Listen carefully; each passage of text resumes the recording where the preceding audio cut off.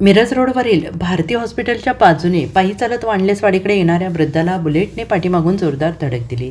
या अपघातात गंभीर जखमी झालेल्या वृद्धाचा काही वेळातच हॉस्पिटलमध्ये मृत्यू झाला आणि हा अपघात दिनांक 28 रोजी सायंकाळी झालेला असून तात्यासाहेब बाळासाहेब पाटील वय वर्ष 62 राहणार ताराबाई पार्क कोल्हापूर असे मयत व्यक्तीचे नाव आहे.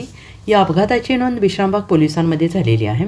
दिनांक 28 रोजी सायंकाळी मयत तात्यासाहेब पाटील हे पायी चालत भारतीय हॉस्पिटलकडून वांडेसवाडीकडे चालत येत होते. ते रस्त्याच्या कडेने येत असताना पाठीमागून भरधाव वेगाने आलेल्या बुलेट MH46 CF 7122 या दुचाकीने पाटील यांना जोरदार धडक दिली.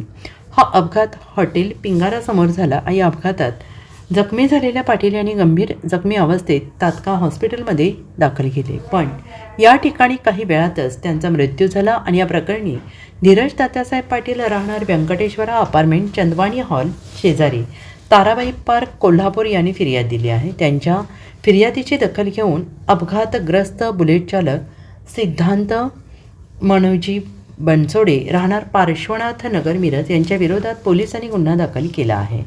Bureau report SBN Marathi Miraj.